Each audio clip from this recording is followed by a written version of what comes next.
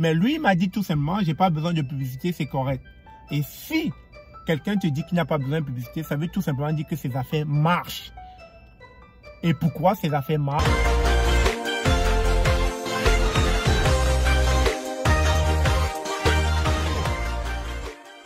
Bonjour, bonsoir, bienvenue sur la chaîne de l'immigration et de l'entrepreneuriat.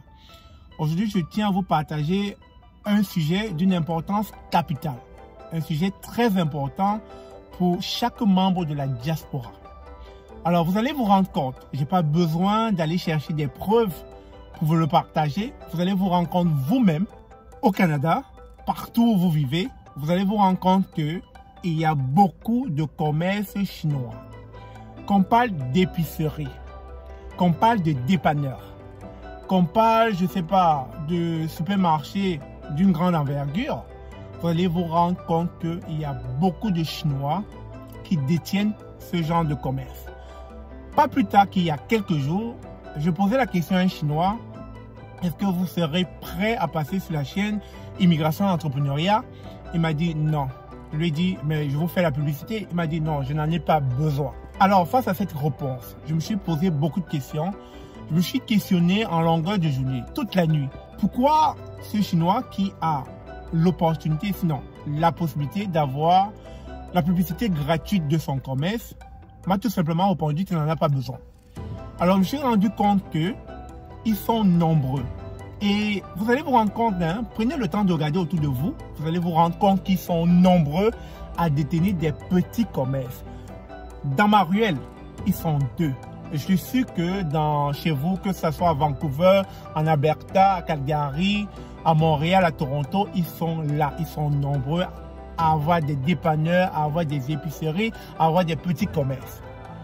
Et la question qu'on se pose tout le temps, quand on regarde les chaînes locales, TVA, RDI, etc., on ne les voit pas. Tout simplement.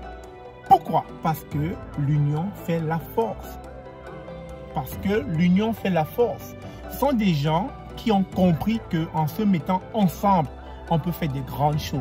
Et pas plus tard qu'il y a quelques jours, on m'annonce qu'ils sont en train de détenir pas mal de biens immobiliers dans la ville de Montréal. Et bientôt dans la ville de Québec. À Vancouver, c'est eux. Vancouver, c'est totalement une ville chinoise. Parce qu'ils ont compris que l'union fait la force. Alors, je me pose la question, pourquoi nous, les membres de la diaspora, nous qui avons un pouvoir d'achat, nous qui pouvons faire la différence, et la preuve, nous faisons la différence dans nos pays d'origine, parce que nous envoyons beaucoup d'argent. Lorsque quand on parle du PIB d'un pays, en majorité, on ne peut pas parler de PIB sans mettre la diaspora en avant, parce que les gens de la diaspora, les membres de la diaspora constituent ce PIB-là parce que nous envoyons beaucoup d'argent en Afrique. Alors, je me pose donc la question, qu'est-ce qui manque aux membres de la diaspora, à nous, à vous, pour ne pas faire cette différence-là? Qu'est-ce qui nous manque pour ne pas se mettre ensemble et aller obtenir, aller acquérir des biens dans ce pays? J'ai entendu ou bien j'ai vu une fois, je pense que c'est une chaîne d'un compatriote, qu'il y a des ressortissants de la Menouille qui se sont mis ensemble pour acquérir des biens immobiliers en cercle fermé. Et je ne demande pas forcément que tous les gens de la diaspora se parlent. Je ne demande pas forcément que tout le monde devienne ami. Tout simplement, vous pouvez vous constituer en portions, en groupes de personnes qui veulent grandir ensemble. Vous pouvez décider de mettre des règles, des politiques dans votre mode de fonctionnement qui fera que vous voulez constituer un groupe de 10, 20, 30, 40, 50, voire 100 membres dans lequel vous déciderez du montant que vous voudriez cotiser au quotidien. Je vais prendre un exemple. Admettons qu'aujourd'hui, on décide de se constituer en société. C'est normal, il faut protéger ses biens, il faut être légal. Il faut se constituer en compagnie afin de protéger nos droits. Et en tant que société, on décide de travailler en cercle clos. C'est un exemple. Et donc, on décide à chaque mois de mettre un certain montant pour que l'un des membres puisse accomplir son projet. Et en partant, ça peut être une société immobilière. Une société immobilière qui va voir à son sein, je dirais, je donne un exemple, qui va avoir son sein 25 membres. Alors, 25 membres se sont constitués en société, par action par exemple. Et donc, ces 25 membres décident que à chaque mois, on va mettre de l'argent sur la table pour qu'un membre de cette société puisse acquérir son bien immobilier. Parce que c'est une société immobilière qui a été créée. Vous pouvez créer d'autres sociétés, ça peut être une société de restauration, ça peut être une société d'épicerie, de supermarché. Mais là, dans cet exemple, on est dans une société immobilière. Donc, on est 25 membres. On a décidé donc que des 25 membres, chaque mois, on va mettre de l'argent sur la table pour que ce membre-là puisse acquérir son bien immobilier à revenu. Je précise bien à revenu parce que c'est de l'investissement. Alors, ce mois de janvier, nous sommes 25, donc ça veut dire qu'il y aura possiblement 25 cotisations. Donc, le premier membre, on va au tirage au sort. Le premier membre est supposé recevoir de l'argent des autres membres.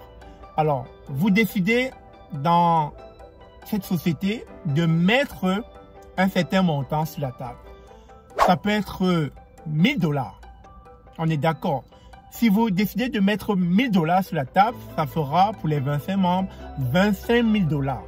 Et 25 000 $ au Canada, c'est suffisant pour une mise de fonds.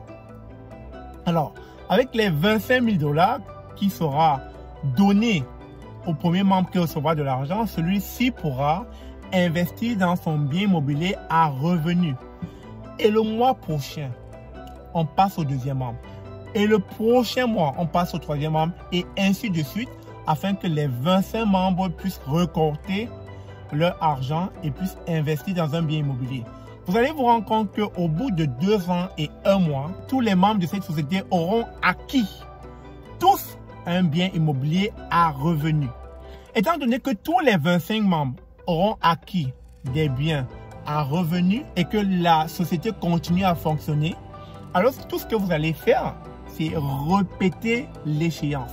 Le mois prochain, on fera un tirage au sort. Ça sera peut-être le premier, ça sera un membre X de la société qui pourra recevoir l'argent des autres membres et pourra encore acheter un autre second bien immobilier et ainsi de suite. Vous allez vous rendre compte que si vous le faites, au bout de 10 ans, un membre aura reçu de l'argent au bout de 10 ans, je crois 4 fois.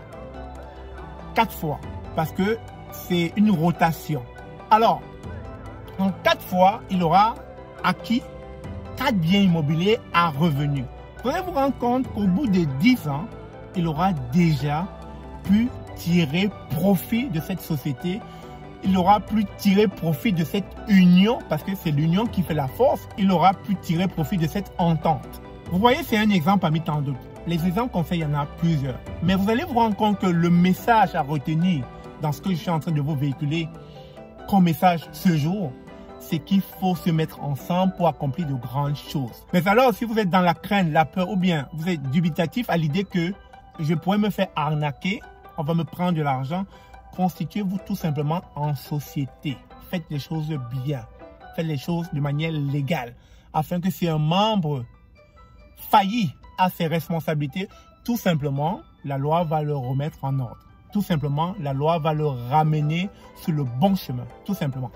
Donc, chers amis, je pense qu'on peut faire la différence. Je pense qu'il est temps, désormais, de voir les choses différemment sous un nouveau paradigme. On est ici très longtemps. On évolue trop en rang dispersé. On évolue trop de manière individuelle. On peut faire la différence tout simplement si on se met ensemble. C'est un message que je ne cesserai de répéter encore et encore. S'il faut faire ces différences-là, c'est en allant voir son frère et sa sœur et de se dire, écoute, si on se met ensemble, on peut accomplir de grandes choses. Mais très souvent, ce qu'on voit dans notre communauté, c'est qu'une fois que nous arrivons au Canada, une fois que nous avons notre emploi de rêve, etc., on se contente du peu. On reste dans notre coin et on essaie de faire des petites affaires, tant bien que mal. Parfois ça marche, parfois ça marche pas. Mais tout simplement parce qu'on veut être moi. On veut être dans le jeu. On veut être dans une logique individuelle. Et ce qui n'est pas avantageux pour nous. Travaillons dans le nous. Travaillons dans on peut faire ensemble. Et vous allez voir qu'on va se démarquer. Et ça, c'est un message que je voulais vous partager parce que je ne comprends pas que dans ma ruelle, il y a des Chinois qui prospèrent, qui évoluent et qui ne parlent même pas la langue. Ils n'arrivent pas à s'exprimer en anglais et en français correctement. Parce que ça va faire plus de 10 ans que le gars est là. Il prospère bien de manière économique. Pourquoi est-ce qu'il va se tordre à apprendre la langue lorsque ses affaires marchent comme il veut? Pourquoi? Parce qu'il a le pouvoir d'achat. On ne va pas le retirer du jour au lendemain, tout simplement parce qu'il pèse lourd. Il a de l'argent. Et c'est ce qui nous manque. Et tant qu'on ne comprendra pas ça, on sera toujours des laissés pour compte dans cette société.